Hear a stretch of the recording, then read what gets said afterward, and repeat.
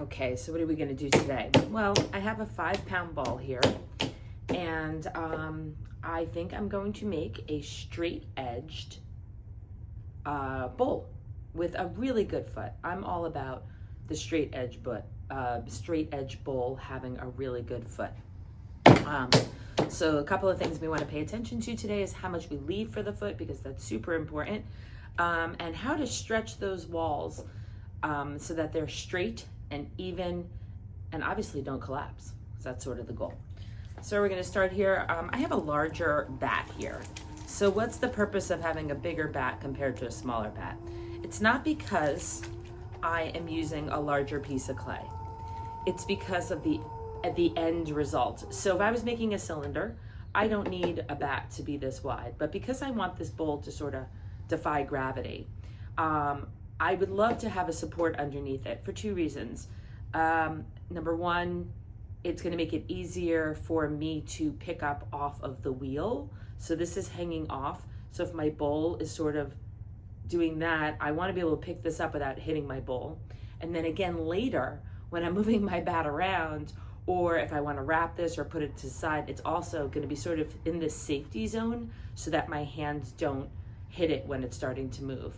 The other thing is we want to make sure that we clean the sides of our bats, because if we go and we pick it up when it's on the table and we do this and it slips, you're going to hit a bowl. A cylinder you wouldn't. So that's why I'm using a larger bat. There's also a shortage of the other bats in the world, so we tend to have a whole bunch of these sitting around. So I'm just coning up. You can watch some of my other videos about coning up. I'm just gonna sort of reduce it into small pieces. Center each piece as I go down. I'm gonna ignore the ticking because I just don't care for most of it. When I get closer to being almost centered, I'll stop that ticking. So what is that ticking? That ticking is the holes in the bat just sort of moving back and forth because I'm pushing down and in. Because I'm pushing down with my left hand and in, I'm pushing down with my right hand and in with my left, it's causing that bat to shift back and forth.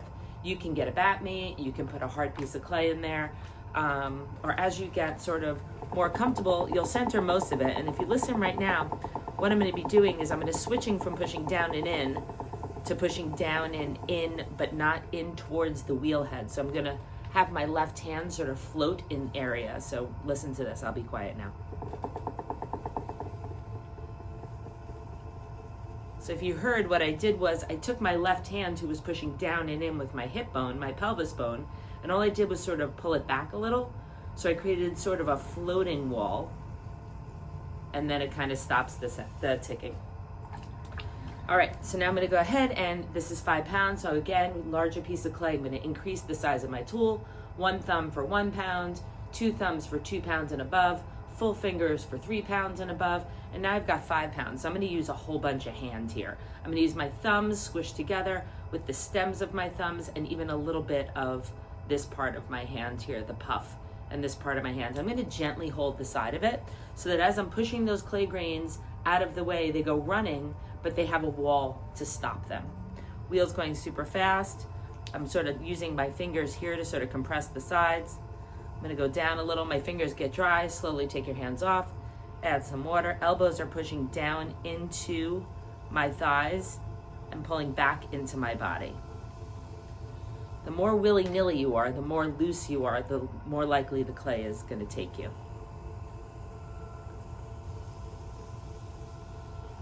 So I'm gonna go ahead and I'm gonna stop right around here. I'm gonna take my pin tool, stick it down. Now you're gonna be shocked as to how much clay I'm leaving. So I'm leaving about 1 inch of clay. I'm doing that for a couple of reasons. Remember, the wire tool takes some off. You want a good foot, and you want a little bit room for the floor of your pot. The other thing is I tend to compress a lot. I tend to be super aggressive with my clay. So that inch is gonna turn into 3/4 of an inch easily. Now with these squared off bottom sort of straight edge bowls, I kind of consider them cylinders. So I want almost an edge or an angle over here. So I'm gonna actually open this up like a cylinder, not a bowl. So I'm gonna take 2 fingers, I'm gonna pull them towards my left palm, and then I'm gonna come out the way I went in.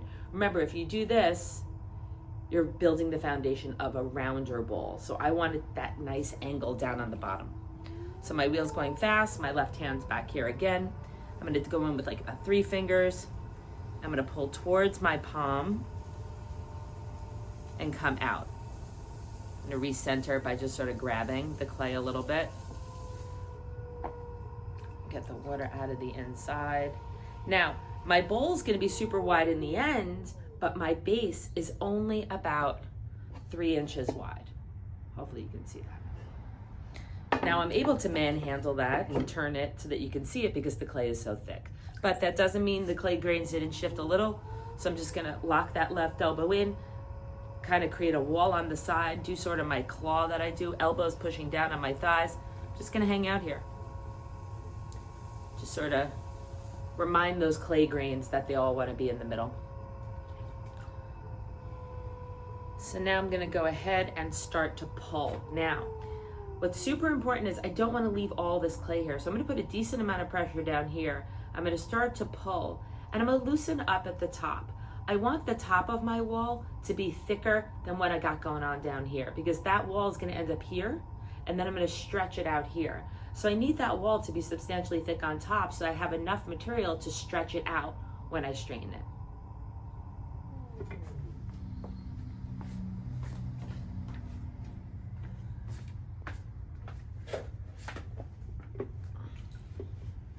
I'm gonna take my big sponge here. So I've been getting sponges from, I'm not gonna lie, I'm getting them from Temu and all those other places because it's just easier to find, strangely enough. This is literally a round sponge that seems like it's just a kitchen sponge. I'm a big fan of just this material. I don't love those finishing sort of kidney-shaped blue and white ones. Those are finishing sponges, and I'm not able to hold enough water. I'm not able to get a good grip. So there's my tool advice for the minute. So I'm gonna slow down on the bottom. Remember, I'm pushing down on the bat. I'm using the side of my right index finger to push that clay in, and now I'm gonna start to pull. And again, I'm not yelling bowl yet. It's still a little bit gonna look like a cylinder on the inside, on the outside. And I'm gonna compress. I just wanna do that corrective pull where now my walls are all sort of even. I'm gonna get down here again, dig in there. My inside finger is holding that bit of the angle that I created. I'm starting to pull. I'm gonna start to go out just a little bit. Now I don't love how my lip is sort of doing all this funky stuff. That's usually because my inside hand was moving a little faster than my outside hand. I compress that back in. Slow down there. So I notice a lot of people take their foot off of their off of their pedal when they're pulling. I do not agree with that. So after 30 years of doing this, I've realized that I've inherently or instinctively slowed down my wheel and sped it up at different times. I didn't even realize I was doing it. So it's something that I've just sort of learned. And if you keep your foot off the pedal, you're not gonna learn those things. So what I notice is when I'm down here and I really wanna push those clay grains in, I'll slow down a little bit. And then as I start to pull, I'll start to speed up either my hands or my wheel. But I kind of do it without even noticing that I'm doing it. So I'm a big fan of keeping your foot on the pedal. Also, as your walls start to get thinner, you want to start to slow down the wheel. So if you don't have your foot on there, you're not going to remember to do that. So again, you'll notice I'm constantly cleaning the bottom. I probably don't need to. I don't mind a groggy bottom because I'm usually going to carve it, but other people do. So I try not to compress as much, but I'm definitely losing a little bit of that foot that I left. So I'm going to get in here again. Again, see I'm slowing down my wheel, and now I'm start to go up. Notice my hands can't attach right now, but the minute that they can, that left thumb comes out and starts to touch that other hand.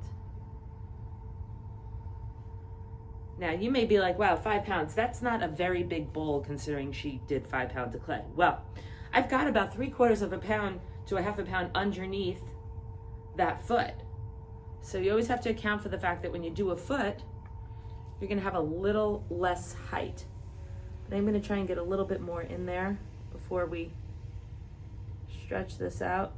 So it's okay for your bottom to be a little thinner because you're not going to be stretching that as much as you are your top. But then when I get to the top, my hand's getting a little dry, so I'm going to take my hand up slowly, wet both hands, and now I start a little bit underneath where I stopped. I'm not doing anything in that spot, but I just want to give myself a head start so that I don't miss a spot. You notice I'm a little wonky there, but that's okay because we're going to straighten it out.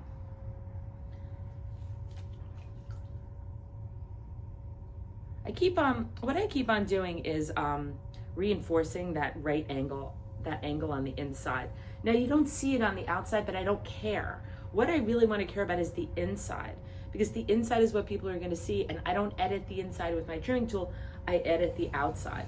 So I always want to make sure that that inside looks good.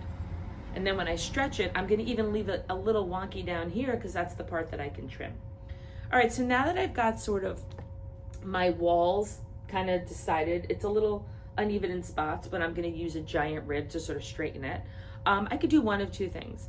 I can just go for it and say, all right, let's yell this into, straight edge bowl, or I can heat gun it a little, or I can leave it some time. I'm actually going to heat gun it.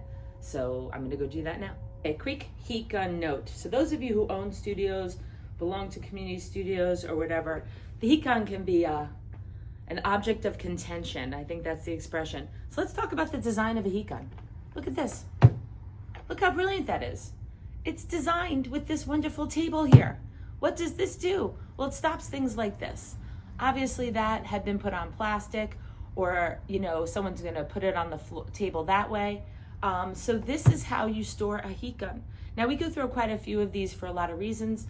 What we're going to stop encouraging people doing is wrapping the cord up, because that seems to be breaking the cord. So in our studio right now, after 11 years, we've decided we are going to hang our heat guns and see if we can stop buying, 15 a month.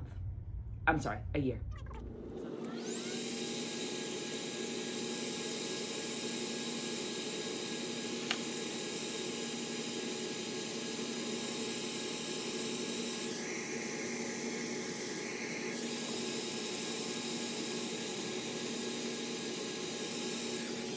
Okay, so let's talk about how I heat gun that. I had the wheel going super slow, and it sort of hit each spot a few times, and I went up as I went up. I don't want to just do this. I want to hit that evenly. Remember, science is the core to everything, right? So if you go up and down like this, you're not hitting all those clay grains, right? Micro world, it could warp. I also got the inside. And how do I have it? I have it so it's tacky, not shiny. It's still wet, but it's not as moist as it was before. So I'm going to use one of my favorite tools. This is the hard green rib by, it says Mud Tools. All right, Mud Tools. This is about 6 inches. It's right around the right size that I need it to be. If this was a little bigger, I would go with my 10-inch one or 9-inch one, whatever one's bigger. And what I'm going to do is I put my finger in the hole because that's why the hole's there. In my opinion, sure, it hangs up, but it's also so that you get a good grip. For Laguna who bought Kemper, try and start putting holes in those black ribs. I'm going to have this small edge down, and I'm going to have the big edge up, because I want to get a really tight angle here, and that's going to make it much smaller, whereas that's not going to get me the same. I don't want to start all the way at the bottom because I want it to start above the foot. I'm going to wet that tool. I'm going to wet my hands. Elbows are pulled into my body. I'm just going to, sort of decide where that foot's going to be. I drew a little kind of circle there on the bottom, and I'm going to gradually start to coerce this out. I'm going to hold this as still as possible. My hand is down here because it could be flexible, and I don't want that to bend. So I'm going to go in here, and I'm going to push this up against that wall, and I'm going to start to travel up until I get up here. And then when I get to the top, I do something kind of sort of nuancy that I didn't realize. When I get to the top, I tend to be weaker up here, so I want to push this forward a little because I don't want this to come flaring out. And take off all of this extra slip. And now I'm going to go ahead and go for it a little bit more. I'm going to angle it a little bit lower, super aggressive on the bottom because I have more clay. I'm going to start to go up. Yes, it's going to get a little wonky. Don't stress. Kind of like when you're collaring, once you get to the top, It should straighten out, unless you have a little thin spot, which I have there. So we are going to try and straighten that out. But again, nobody looks at a bowl when it's moving. Let's see if I can get that, go a little bit more.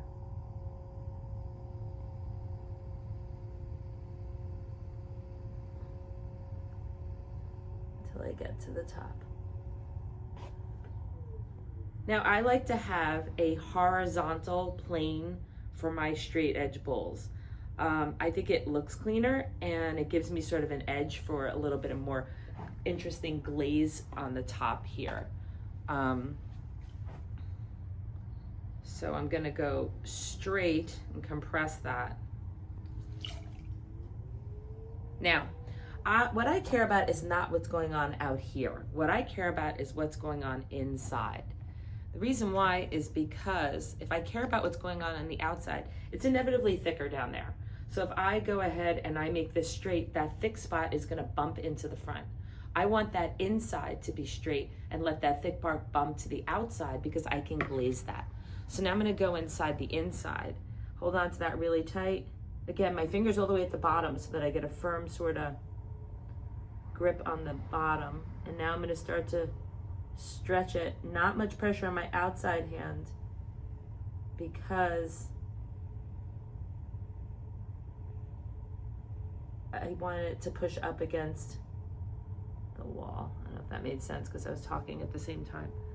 I lost a little focus there. I want you to know I'm always afraid I'm gonna mess up when I'm doing a demo because then there would be a big waste of time and I don't have very much time. So I don't throw it as well as I would. So I end up with a lot of extra clay down in the bottom. Yeah, the talking and throwing.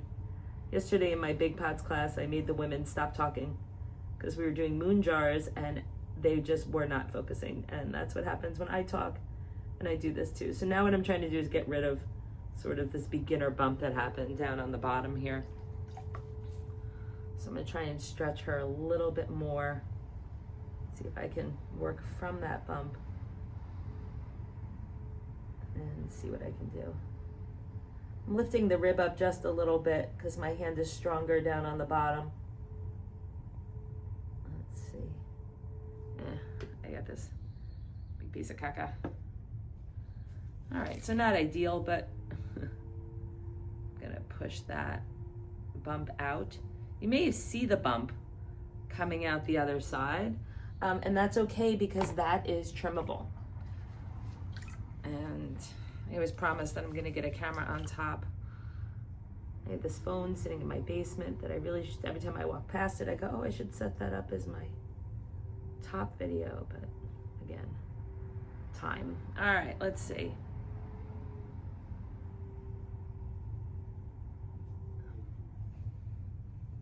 Again, it's okay for that bottom bump to be there because I'm gonna trim it. What I'm doing is I'm taking the small black rib, just sort of trying to smooth it out a little bit. I'm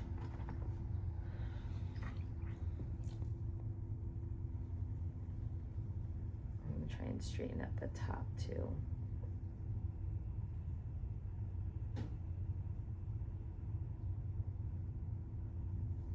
Okay, we're gonna call that a pot because there's so many imperfections to it that I'm just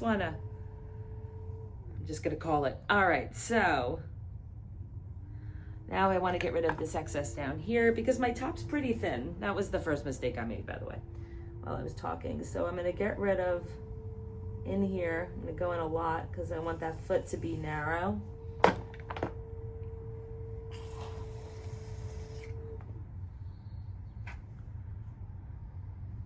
That go away. Now, because this pot is so thin, it is probably gonna warp, not gonna lie. But I don't know. Let's see. All right, so there we go. There is a sort of straight edged 5-pound bowl. And again, not the best bowl I've ever made in my life. But again, bowls don't don't get shown with it circling in a spinning in a circle to see that it's wonky.